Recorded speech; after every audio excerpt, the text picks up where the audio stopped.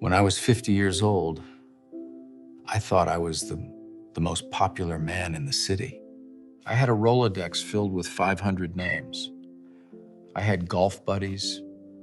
I had drinking buddies. I had guys I could call at 2 a.m. as long as it was about a business deal. I told my wife I have a vast network. I have friends everywhere.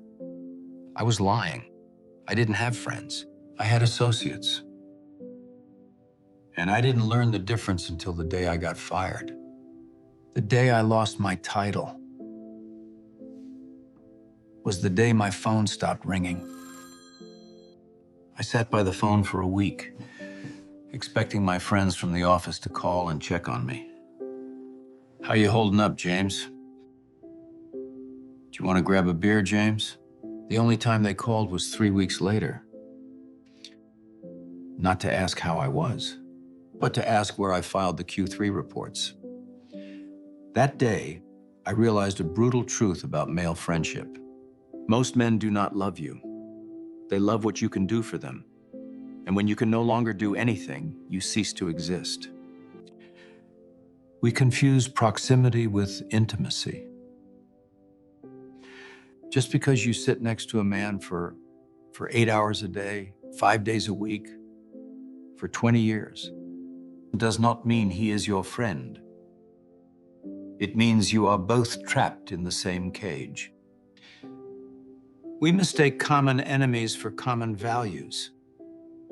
You both hate the boss? You both hate the commute? That feels like a bond. But it's not a bond, it's just shared misery. Remove the office, remove the enemy, and you have nothing to talk about. I spent 40 years investing in these situational friendships. I went to the happy hours. I went to the golf outings. I neglected my real life for these people. And where are they now? I am 76. I haven't heard from a single one of them in a decade. I did have one real friend. His name was Peter.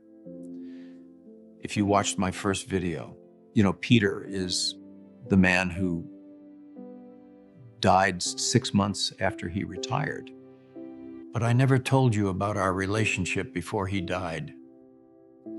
We started in the mailroom together. We were nobodies. We had no money, just ambition.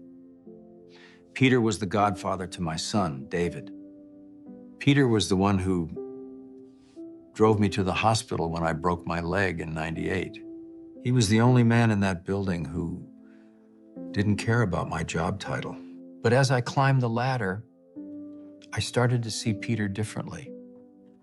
I didn't see him as a friend. I saw him as unambitious. He didn't want to work weekends. He wanted to go fishing. He didn't want to talk about stock prices. He wanted to talk about his grandkids. I started to distance myself. I remember a Tuesday in 2005. Peter came to my office. He said, "James, I got tickets to the game. Just like the old days. Let's cut out early." I looked at him like he was crazy. I said, "I can't, Peter. I have a networking dinner with the regional VP. I have to make an impression." I chose a dinner with a man whose name I can't even remember today, over my best friend. Peter just smiled, a sad little smile, and said, "All right, James, maybe next time." There wasn't a next time. I spent the next 10 years too busy to see him. We drifted apart. Not because of a fight, but because I decided he wasn't useful to my career. When Peter died, I went to the funeral. I wore my best black suit. I stood in the back. I wanted to pay my respects, but as the eulogy started, I felt a cold sweat run down my back. Peter's brother got up to speak. He talked about Peter's love for woodworking. I didn't know Peter did woodworking. He talked about Peter's favorite jazz records. I didn't know Peter liked jazz. We had worked 10 feet apart for 30 years. And I realized I didn't know this man. I knew his employee ID number. I knew his KPIs, but I didn't know his soul. I had wasted 30 years talking about business with him when I could have been talking about life. I looked around that church. It was full of people who loved him. His fishing buddies, his neighbors, his family, they were crying. They were holding each other. They had a community. And I stood there, the successful regional director, completely alone. I realized that Peter died rich in love, and I was alive, but bankrupt in friendship. I walked out of that funeral and deleted 400 names from my Rolodex because I realized they were just ghosts. There is a loneliness epidemic among men today. We are taught that needing other men is weak. We are taught that networking is the same as friending. It is not.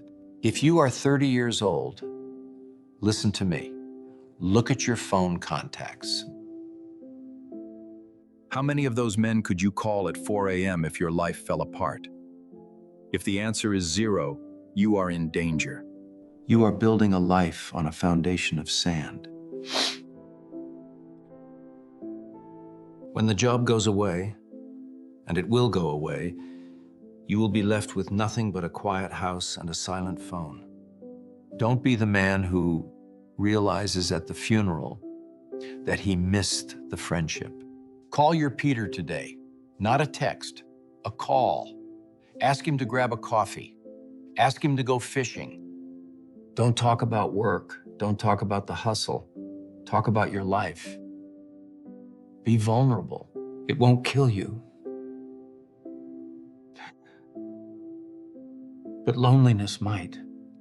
And I want you to do one thing for me right now. Go down to the comments and write the name of your Peter. Write the name of the one person who stuck by you when you had nothing to offer but your company. Give them their credit while they are still here.